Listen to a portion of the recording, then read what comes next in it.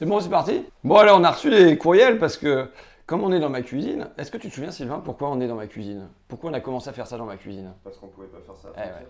Parce qu'au départ, on le faisait, tu vois, moi, le décor que je voulais, c'était une belle bibliothèque derrière, un peu comme Mitterrand, tu sais, à l'ancienne. J'ai pas les Pléiades, mais tu vois, bon, ça pose un statut. Et puis en fait, on s'est dit, si on le fait à papier, on va être accusé de abus de bien social ou un truc comme ça. Donc bon, c'est pour ça qu'on s'est retrouvé dans ma cuisine. Bon, et donc, comme on est dans ma cuisine, vous observez ce qu'il y a derrière. Ah, le sale pas écolo, belle paille en plastique dans le placard. La mise en scène a failli être parfaite de Christophe. Fred, commencez par être vraiment écolo, arrêtez les bouteilles, la vaisselle, les couverts, les plats en plastique, votre essuie-tout jetable, vos produits ménagers, grille-pain, micro-ondes, frigo et les pailles. Des pailles en plastique dans le placard. Horreur, c'est interdit pour Fabrice. Alors, ceux qui ne les voient pas, parce que tout le monde n'a pas le même coup d'œil, c'est bon, t'arrives à suivre? Elles sont là, hein, d'accord? Et oui, pourquoi j'ai des pailles en plastique en fait? Parce que j'en ai acheté il y a longtemps et elles sont très peu utilisées et je vais pas les foutre à la poubelle quand même. Bon, et alors, je vais être pire là, c'est au niveau des bouteilles en plastique, tu vois. Regarde, j'en ai tout un stock. Pourquoi? Parce que quand j'achète des bouteilles en plastique, ça m'arrive ici, je bois de la flotte, du robinet. Mais eh ben, je me dis, mince, je vais pas l'acheter à la poubelle. Donc je deviens un espèce de collectionneur de bouteilles en plastique. Comme tu sais, il y a des vieux qui gardent tous les papiers et tout ça. Moi, je deviens un collectionneur. Alors maintenant, on m'a dit, en fait, je dois pas reboire dans la bouteille en plastique. Ce que je fais quand je vais au foot et tout ça, je prends une bouteille comme ça. Mais je peux pas reboire dedans parce qu'il y a des phtalates ou je sais pas trop quoi. Qui se dissolvent à l'intérieur. Donc en fait, tu peux plus boire dedans. Bon, alors je sais pas ce que j'en foutre. Bon, voilà. De toute façon, moi, je veux vraiment pas prétendre à la sainteté. Tu sais, le mec parfait, qui fait tout bien. C'est pas vrai, on est truffé d'incohérences. On vit dans un univers, dans un bain capitaliste. Croire qu'on va réussir à s'extraire de ce bain-là, c'est pas vrai, on va pas y arriver. On peut faire de son mieux, mais on va pas y arriver. Et puis, tu sais, les idoles, moi, je veux surtout pas être une idole. Parce que l'idole, c'est un truc qu'on finit par brûler. Et j'ai envie de terminer autrement, tu vois. Moi, je me démerde avec ma vie. Comme je peux. Donc voilà. Vous en trouverez d'autres. Surveillez bien derrière. Vous trouverez d'autres imperfections. Il m'arrive même de boire du. Je ne sais pas s'il faut le garder parce que là, c'est vraiment le crime. C'est vraiment le crime. Bon, non, tu vois, et quand tu as des gosses en plus, déjà être cohérent soi-même, c'est dur. Mais alors, quand tu as des gosses, je veux dire, demain, c'est l'anniversaire de ma fille. Qu'est-ce que tu veux? J'ai acheté des Smarties. On est passé au supermarché. Elle a envie de bonbons. C'est une môme, elle est normale. Non? Bon, et puis en plus, je les bouffe avant l'anniversaire. Bon, alors, qu'est-ce qu'on a? Bah tiens, on peut rester sur le thème écolo. Un bon moment de la semaine, c'est Montpellier. C'était quand? Mardi soir? Montpellier, mardi. Mardi à Montpellier, j'ai rencontré entre autres Kim, Esther et Guillain, qui sont en classe de première. Des mômes qui organisent les marches pour le climat. Le vendredi régulièrement. Il paraît qu'il y a des milliers de personnes, parfois jusqu'à 5000 personnes à Montpellier le vendredi. Et c'est ces gamins de 16-17 ans qui organisent ça. Et je veux dire, en les rencontrant, leur étonnant niveau de conscience écologique et politique. Ils m'ont épaté. Et d'ailleurs, je ne devrais même pas les appeler des mômes ou des gamins parce que ça fait un peu paternaliste, alors qu'en vérité, j'ai le sentiment d'une vraie égalité et bien plus qu'avec des gens parfois qui sont beaucoup plus âgés. Et niveau de conscience sur leur angoisse, leur peur du monde à venir, de qu'est-ce qui va pouvoir rester pour l'humanité et pour le vivant sur cette planète. Du sentiment d'urgence, c'est pas demain, c'est aujourd'hui qu'il faut y aller. De l'inconséquence de politique aux mains des grands industriels. De peut-être s'interrogeant sur leur impuissance, comment on peut agir. Est-ce que c'est par les manifestations? Mais regardez, ça n'avance pas, les grandes déclarations, mais derrière, elles ne sont pas suivies d'effets et on a l'impression d'être baladés. Et nous, disent-ils, on ne le souhaite pas aujourd'hui, mais dans nos copains et peut-être nous-mêmes, on est prêt à en arriver à un certain niveau de violence parce qu'il y a une menace et nous devons faire cesser ceux qui menacent le vivant. Donc voilà, se dire que c'est ça chez les gamins de 16 ans, ça veut dire qu'il y a quelque chose qui a bondi et qui me donnerait confiance si nous avions le temps. Qui me donnerait confiance parce que, certes, c'est sans doute une minorité au sein de la jeunesse, mais quand on a une minorité qui est aussi avancée que ça, c'est évident qu'elle va entraîner derrière elle et participer à un niveau d'élévation de la conscience générale. Maintenant, le problème, c'est que nous n'avons pas le temps. C'est pas comme dans une lutte sociale où on peut dire il y a des hauts, il y a des bas, on se donne une génération, on va y arriver. Là, il faut opérer une bascule de manière rapide. Et là, ce sentiment d'urgence nous donne moins confiance. Ça me fait penser à un propos de Victor Serge en Mémoire d'un révolutionnaire. C'était un compagnon de Léon Trotsky.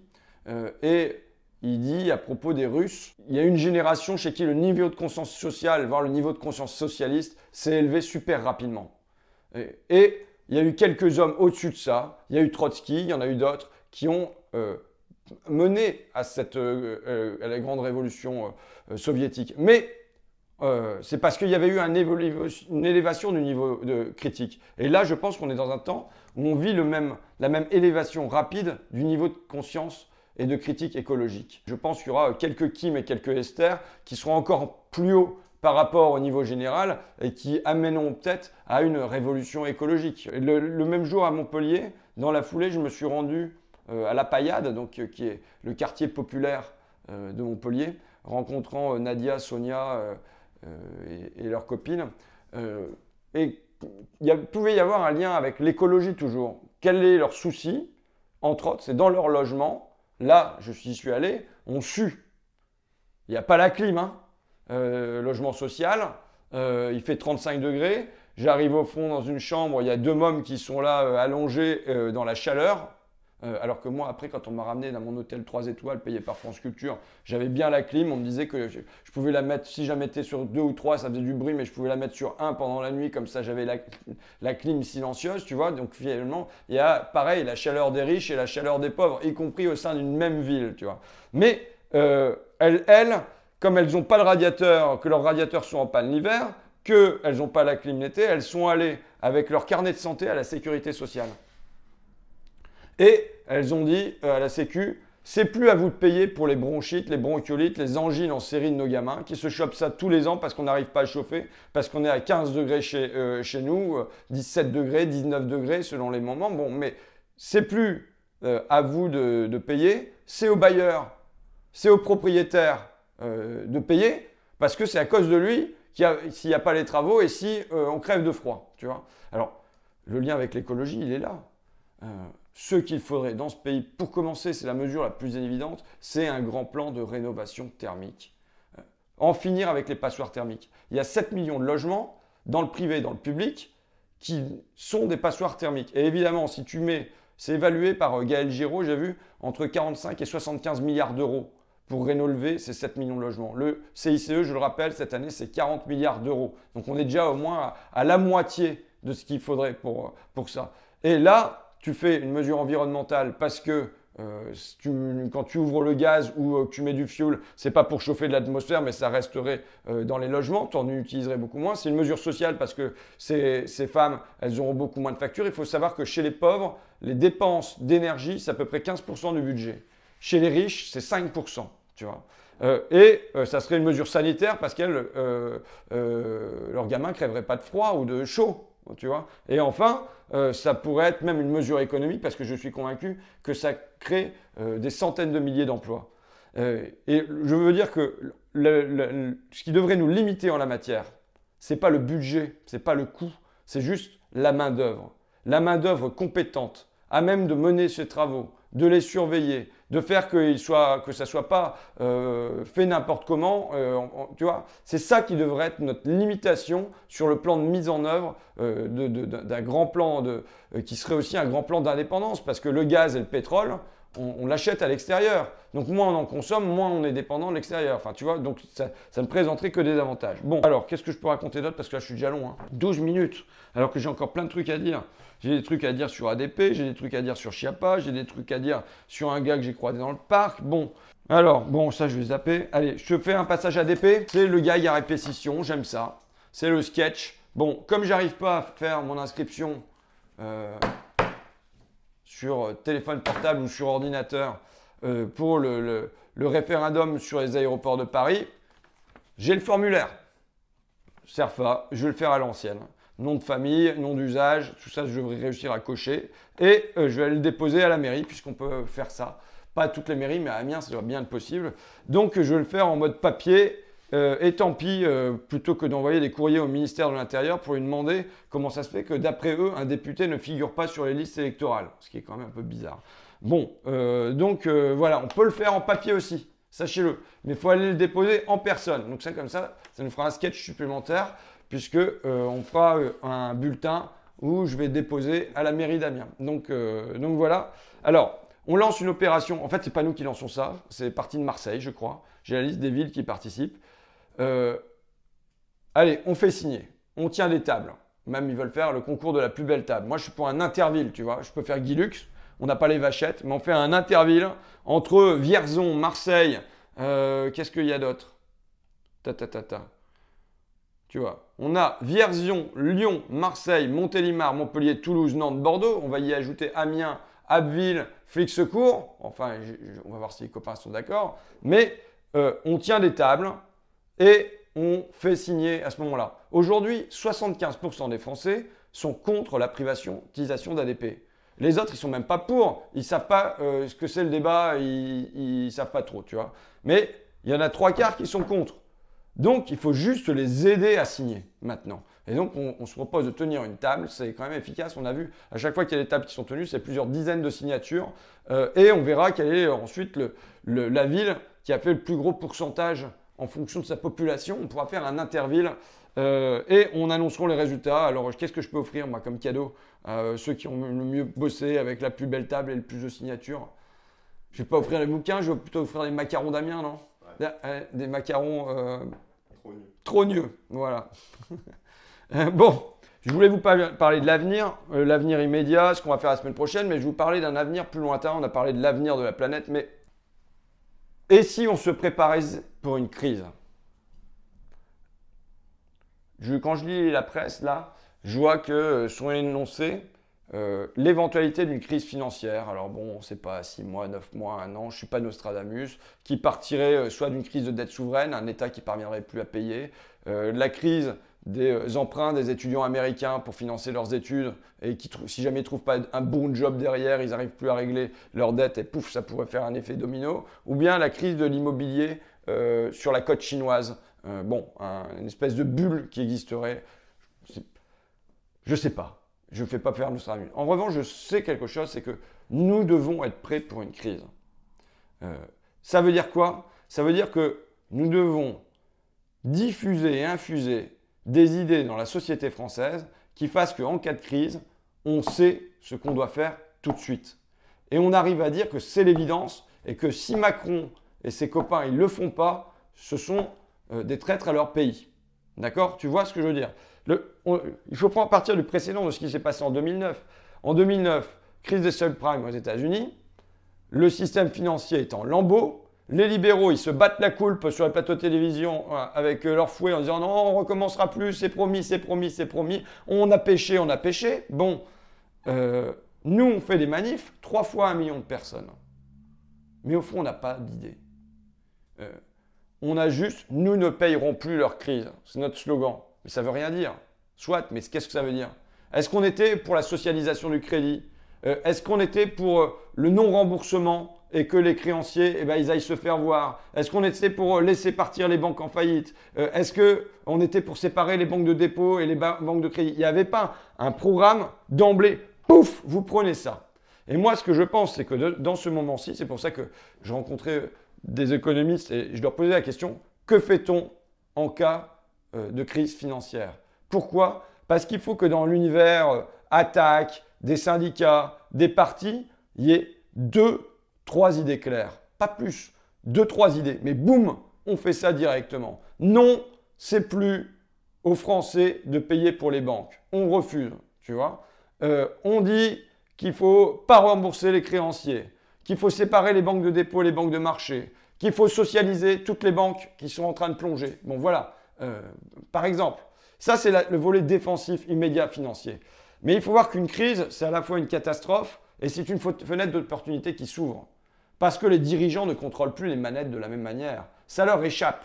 Et donc, c'est dans cette fenêtre d'opportunité-là qu'on peut se glisser pour proposer, là, un programme offensif, par exemple, sur un vaste plan de financement d'une économie écologique, tu vois, entre autres avec la rénovation thermique et tout ça, et en disant, voilà, c'est vers ça qu'on finance massivement. Et je pense que là, le moment, c'est maintenant qu'on doit se préparer à une éventuelle crise financière pour ne pas chercher nos idées sur le fil, mais pouvoir les imposer d'emblée. Et quand leur système se cassera la gueule, venir dire clairement, nous voilà ce qu'on propose, et qu'on soit audible dans la société. Voilà, je pense, un but que peuvent se fixer les intellectuels, économistes, sans chercher les micro-différences. Non, on cherche ce qui nous rassemble, un corpus qui nous rassemble, tu vois, pour que ça fasse bloc et qu'on puisse imposer quelques idées fortes dans la société à ce moment-là.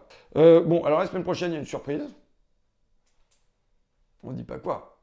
Mais en vue du 14 juillet, il y a quand même une surprise. Hein, allons enfants, là. Tu vois, je cours régulièrement, là je reviens de courir. Pourquoi? Parce que il y en a, ils font du yoga. Peut-être que je devrais suivre une psychothérapie aussi. Hein, mais bon, non, bon, écoute.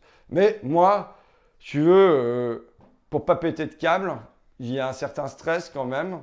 Je sais que quand je monte sur le ring, pour moi, l'Assemblée, c'est un ring, les médias, c'est un ring. Tu vas faire une commission d'enquête officieuse et décentralisée, comme on va le faire la semaine prochaine dans le Doubs, aux sources du Lison, pour défendre les sites protégés dans ce pays, parce que Macron et sa bande, pour favoriser l'immobilier, en gros, ils ont décidé de mettre fragiliser, en tout cas, les sites protégés. Bon, quand on prend ce genre d'initiative, faut être un peu zen, à la fois tonique et zen, tu vois. Bon, donc moi je cours. Bon, je cours là, je fais mes 10 bornes, je reviens, et il y a un gars qui me salue dans ma carte. Bon, vous avez chez Monsieur Bourdin. C'est toujours ça, souvent, hein, quand même. Voilà. Bon, oui, Monsieur Bourdin, il tape, hein, comme ça. Bon, je vais dire bonjour au gars, il avait un panier de courses à la main, un sac Carrefour, avec du pain de mie à l'intérieur, tout ça. Et puis, on discute, et je dis, bon, bah, vous, qu'est-ce que vous faites? Bah, vous voyez, je reviens de faire mes courses. D'accord, mais sinon, qu'est-ce que vous faites? Oh, moi, je peux vous dire, depuis 2008, je travaillais chez Buffalo Grill, j'ai perdu mon contrat, j'ai abandonné. J'ai la hache, je vais avoir 900 € d'AH. Là, Macron, il l'a un peu amélioré. C'est pour ça que vous êtes son adversaire, vous avez bien raison. Mais moi, quand même, je dois dire qu'il a un peu amélioré l'allocation handicapée. Il faut dire aussi, oui, il n'y a pas de problème. Bon, et puis voilà, donc je vis comme ça. Bon, là, je vais aller voir mon amie. D'ailleurs, bon, c'est à cause d'elle qu'il m'est arrivé des problèmes. Ah bon, quoi? Eh bien, il y a quelques années, elle est venue habiter chez moi, mon amie. Et j'ai envoyé un papier à la CAF pour bien leur dire, j'héberge madame machin à titre gracieux, quelque chose comme ça. Et il y a eu un premier contrôle, ils sont venus chez moi, pas de problème. Et puis ensuite, ils ont fait un deuxième contrôle, et là, ils m'ont tapé dessus, ils m'ont demandé 6 000 € de rattrapage. Et ce qui fait que ça fait 3 ans, je suis prélevé de 170 € tous les mois. T'imagines? Putain, mais... tiens, ça me fait penser à un autre truc. Tu sais, quand j'ai fait ma proposition de loi sur le capital décès pour les enfants, ouais, il y a une mère de famille là, qui est décédée, écrasée par un bus à Amiens-Nord. Et c'est pareil, la famille, elle n'avait pas de quoi procéder aux obsèques, quoi. C'est terrible, tu t'imagines. La mère de famille, 4 enfants, le père qui est pas bien du tout, et en plus, même pour payer les obsèques, il y a des difficultés. Et donc, bon, c'est lourd, quoi.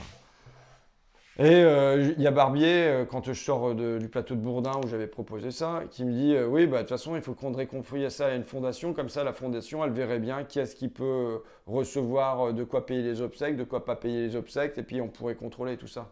Tu vois, quand c'est pour les pauvres, il faut toujours contrôler. Il y a du contrôle. Le crédit impôt compétitivité emploi, 40 milliards cette année, zéro contrôle. Zéro contrôle. On sait, on en touche à Fakir, tu vois. Mais zéro contrôle. 40 milliards d'euros, zéro contrôle. Et là, le gars, il héberge sa copine, il a l'allocation adulte handicapé, et on va le taper 270 € tous les mois, et il subit 2 contrôles. Non, mais c'est dingue, quoi. Et donc, il m'explique, voilà, là, il a eu une rage dans ses dents. Tu sais, je le voyais dans quel état étaient ses dents. Quand Hollande, il a dit les 100 dents, monsieur Nicolas est son prénom. Il avait des dents, mais tu voyais que c'était parti un peu dans tous les sens. Mais quand Hollande, il dit les 100 dents, c'est vrai. C'est vrai. Malheureusement, c'est vrai. On peut reconnaître la classe des gens à leur dentition. Tu vois, elle est bien droite, tu as été chez l'orthodontiste, ça part dans tous les sens, ou bien ça y est, c'est fini, tu n'as plus de dents. Bon, mais simplement, quand on est un président de gauche, on ne doit pas en faire un truc d'ironie, se moquant des gens.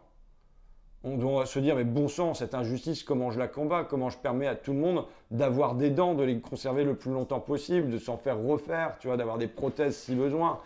C'est ça. Le constat de Hollande, il était juste, mais après, à la place d'en faire une petite blague, il devait en faire un outil de combat social. Et donc là, monsieur Nicolas, il me dit, bah voilà, j'ai eu une rage de dents, je suis allé chez le dentiste, j'en ai pour 70 euros.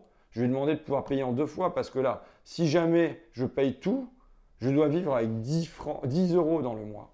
Tu vois.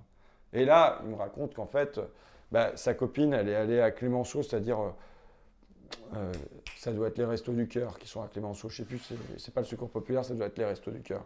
Elle est allée au Resto du Cœur, et elle lui a filé ce qu'elle n'aime pas dans le truc des Restos du Cœur. Voilà comment les gens survivent. Tu vois, c'est ça, évidemment, qu'il nous faut changer, quoi. Mais, et donc, bon, il faut conclure quand même. Ah putain, et conclure, ça veut dire quoi? Bon, je voulais faire le Front Populaire, j'aime bien les running gags, c'est un autre gag à répétition. Le premier gag, c'est essayer de signer sur le site du gouvernement pour ADP. Le deuxième gag, c'est de dire, j'aurais voulu vous parler du Front Populaire.